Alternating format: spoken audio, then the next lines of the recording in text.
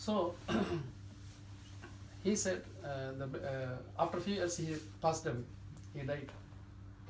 The Sheikh died. After he passed away,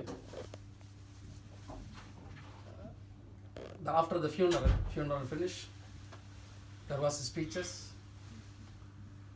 In those speeches, governor said, everybody know that on that day, the Sheikh, he donated, then he took back. But the same day, same night, he came back to me and he said such and such. He said, I was afraid my ikhlas, my niyyah will be defect if it discovered by the people. So that is why I took back. Now this is the money he has given me. So he said, it's such a great scholar. He was talking about him. People were weeping, crying. Okay, we were misunderstanding about him. But this is not a problem because already he passed away. He's no more hearing anything, whatever he is doing now. If it is discovered after the death, okay, it is not up to him. Okay, it is not going to play with his intention because he is not alive. Okay, so subhanallah, this much they were afraid. Scholars, righteous people before us, they were afraid of sincerity, ikhlas. There was another man, it is said, one Muslim king. Sometimes some Muslim kings also not righteous, some of them committing sins. One of the Muslim kings, he used to drink alcohol, wine. So he brought from some other state, or it was brought, made alcohol, and then it was brought to his palace. One Muslim pious man, very good guy, he heard about this. He is going to buy it. He is importing this. When it came to know, what he did, he had such, ghira, ghiratuddin. How can, king, he's supposed to lead us to righteousness. How could such a guy, himself is drinking alcohol, this is mother of sins. He's supposed to lead us to righteousness. He had such feeling. What he did, he took a stick, long stick, and he went. In those days, they used to make with the clay pot. Clay pot is the alcohol is stored in the clay pot. He took stick, started breaking one by one, 100 pots. I am doing for Allah. He was doing for Allah, breaking 99. When it came to the 100th pot, he left it and just ran away. Later on, he was captured by the soldiers of the king, that Muslim king. He was brought into the palace court. Everybody is talking, he is going to kill him. Now today he is going to finish. Then the king asked him, what made you to break all these pots? He said, I felt, how come a king of Muslims, he is a Muslim, he is supposed to lead people to the righteousness, and he himself drinks and commits sins.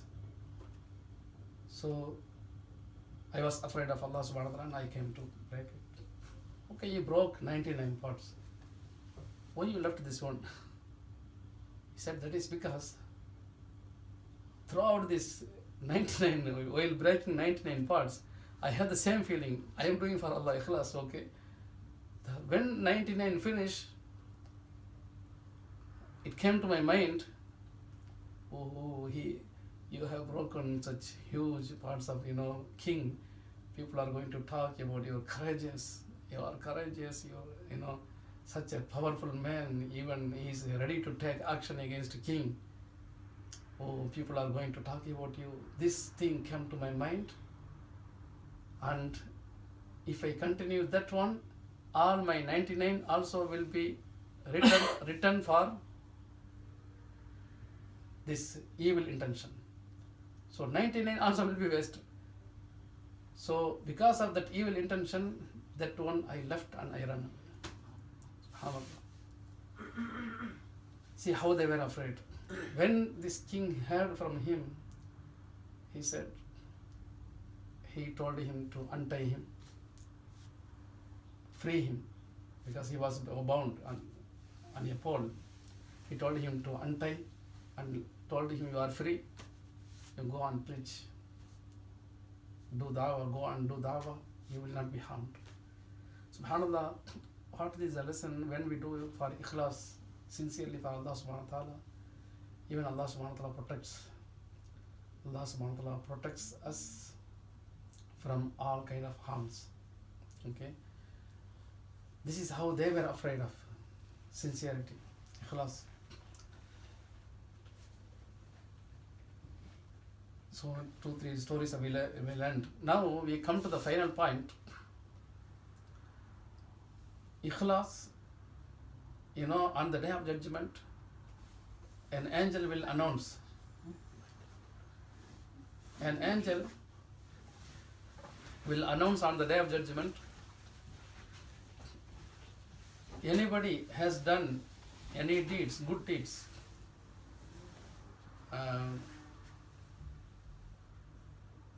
because people, most of the people, they do for Allah subhanahu wa ta'ala, but also maybe 99% for Allah, maybe 1% for somebody else.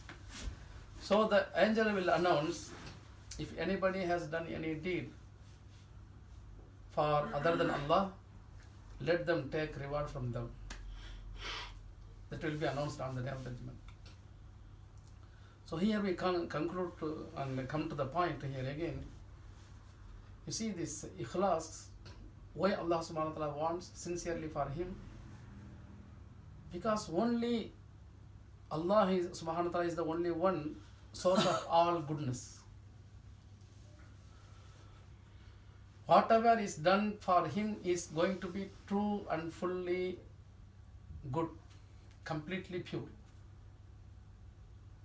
For example, just to take a lesson, just imagine, is there anybody saying that I am drinking alcohol for Allah?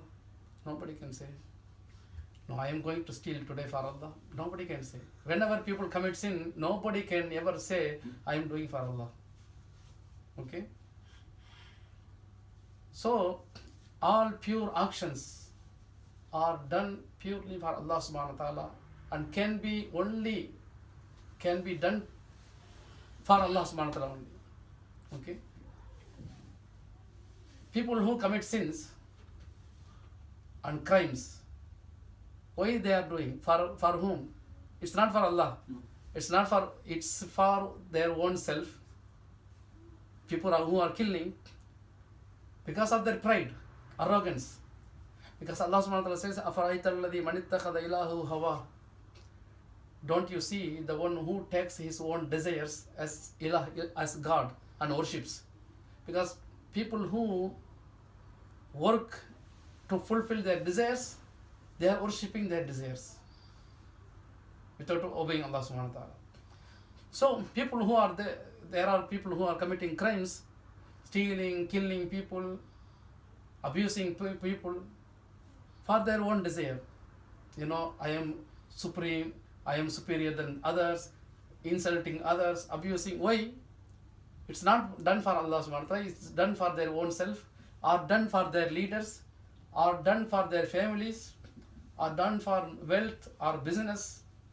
So, any sin, if you see, always done, they are done for things other than Allah subhanahu wa ta'ala, either for their own self, or people, relative, or leader, money, wealth, whatever you can list.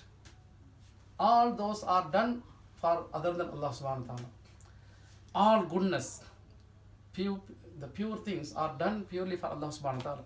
So if anybody does anything, even good things, for other than Allah, he will be able to do any crime for other than Allah. Easy. Because, in India, it happened in Uttar Pradesh. Many times it happens, many countries. One man, he killed his child, slaughtered. He slit his throat and just cut by knife, okay? He was arrested. He was asked by police, why?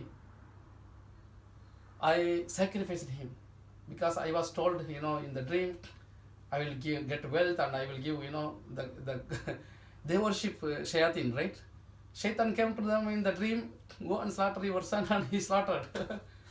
Okay? You will get money and wealth, and he slaughtered. He did for someone other than Allah subhanahu wa ta'ala, okay, for shaitan. In Africa, many countries in Africa, Eastern Africa and Western Africa, many countries, Albanians? Not Albania, Albanians. Those whose skin are genetically, the white, all white, even hair, everything becomes white. By birth, their skin are, okay, the pigmentation of the skin, genetically there is a defect, and it is always white, okay? You know that, huh? Yes. The kind of people, Albanians. It's called Albanian, okay? In Africa, they hunt Albanian people. They go and kidnap them and kill them and sell their bones and legs. They sell them in Africa. Do you know? Why? They have a belief it's fortune. If they keep in their home, they will get fortune. Or to drive away evil souls, evil spirit. They want to keep such Albanian bones and Albanian skull. They are hunting, They sell also bones. Subhanallah. Astaghfirullah. Why they are doing? Because they believe they are doing something other than Allah subhanahu wa ta'ala. So, people who are doing anything for other than Allah subhanahu wa ta'ala, they can be easily corrupted. They can be easily deceived and led into a state to commit any crimes. Only people who can be saved, they are always doing everything for Allah subhanahu wa ta'ala because they will be afraid. This is Allah did not allow this. Okay, I will not do. They will be always afraid. So, it's not easy. Okay, this time only I do for this man. No. Our soul will be inclined always what we teach, what we practice. Even once somebody died, if he's not making tawbah and istighfar and comes out of this, insincerity and trying to do everything sincerely for Allah subhanahu wa ta'ala, if he is not doing that, correcting himself, then he can commit any crime. This is one of the reasons. There are many hikmah, many reasons. Allah knows. But what we can discover, anything that is done for other than Allah subhanahu wa ta'ala, it can be easily, that guy can be tricked. He can be tricked. He can be fooled. So that is one of the reasons. So what we have to do, always we are doing Allah for Allah subhanahu wa ta'ala. Finally, I conclude this lesson because Allah subhanahu wa ta'ala says, وَلَقَدْ أُوحِيَ إِلَيْكَ وَإِلَى الَّذِينَ مِنْ قَبْلِكَ لَئِنْ أَشْرَكْتَ لَيَحْبَطَنَّ عَمَلُكَ وَلَتَكُونَنَّ مِنَ الْخَاسِرِينَ. Oh Prophet Muhammad sallallahu alaihi wasallam, he is telling Muhammad sallallahu alaihi wasallam, Allah is saying that وَلَقَدْ أُوحِيَ إِلَيْكَ, verily it was revealed to you, وَإِلَى الَّذِينَ مِنْ قَبْلِكَ, and prophets before you, we have given you inspiration. لَئِنْ أَشْرَكْتَ, if you associate partners with Allah subhanahu wa ta'ala, لَحَبَطَنَّ عَمَلُكَ, and all your amal are wasted. There is no value for all your deeds. Only one time shirk, all amal are wasted. And Allah subhanahu wa ta'ala says in Surah Al-An'am, Allah subhanahu wa ta'ala talks about Ibrahim alayhi salam Then how he was rewarded by Allah subhanahu wa ta'ala in this world. Ibrahim alayhi salam, Ishaq alayhi salam, Ismail, Yaqub, Isa, Dawood, Musa, Harun, Yusuf, Yunus, all the prophets, he is talking. Then finally he says, ذَلِكَ هُدَى اللَّهِ يَهْدِي بِهِ مَن يَشَاءُ مِنْ عِبَادِهِ. This is guidance from Allah subhanahu wa ta'ala. هُدَى اللَّهِ يَهْدِي بِهِ مَن يَشَاءُ مِنْ عِبَادِهِ. And he guides whomever he wills. Whomsoever he wills, he guides them. يَهْدِي بِهِ مَن يَشَاءُ مِنْ عِبَادِهِ. Then he says finally, warning, وَلَوْ أَشْرَكُوا. Even those prophets, all these prophets, وَلَوْ أَشْرَكُوا, they did lot of sacrifice, lot of things. If they have, they never made any association with Allah subhanahu wa ta'ala. If they did ever anything, shirk, with Allah subhanahu wa ta'ala, وَلَوْ أَشْرَكُوا لَحَبِطَ عَنْهُمْ مَا كَانُوا يَعْمَلُونَ. All their deeds would be wasted. All those deeds they have done throughout their life would have been wasted if they did shirk only one time. He's talking about not us, about prophets, all prophets. Ibrahim, the great Anbiya of Allah subhanahu wa ta'ala. Talking about all these Anbiya, then he says, وَلَوْ أَشْرَكُوا, if they have any shirk, all their amal also would have been wasted. So we have to take warning from this. We have to be very, very careful about our deeds. Inshallah, we'll learn more about Ikhlas in the future and other subjects also. Future, the Ikhlas and how it is attached with the destiny. Inshallah, we will talk in the future. Any questions? Regarding that, I would like to know about the Prophet or loving Prophet Muhammad Sallallahu Alaihi Wasallam, about his 11 wives. Why it's come becoming? I know somebody, I cannot give somebody clear information. Not today. Next time, if you could just talk about his wife, why he married 11 or something. You see, and other thing I would like to say, some of the friends is asking about hadith is come after 200 years. Is it how can we clarify is true or the thing about Muhammad Sallallahu Alaihi Wasallam hadith or Quran, how it is memorized, yes. Okay, and is preserved by Allah subhanahu wa ta'ala. Also hadith also preserved. But during the time of Rasulullah Sallallahu Alaihi Wasallam, Quran is memorized, okay, and hadith also memorized. But Quran, he dictated them to write. But when they started writing hadith, he said, don't write because it will confuse them, okay, mix. With Quran. So for the certain period it was prohibited, okay, they memorized, okay. And hadith, the scholars of hadith, it is a very great art, science. It's a great science. How to verify from hadith is true or not. It's a very big subject, okay. Inshallah, we will have in the future, because they made sure this hadith is from Rasulullah Sallallahu Alaihi Wasallam. It is a great science. They will go to verify, okay, the one who is narrating hadith, they will verify his chain, who is the narrator, okay, the another one, until it reaches Rasulullah Sallallahu Alaihi Wasallam. Sahabi from Sahabi to other person.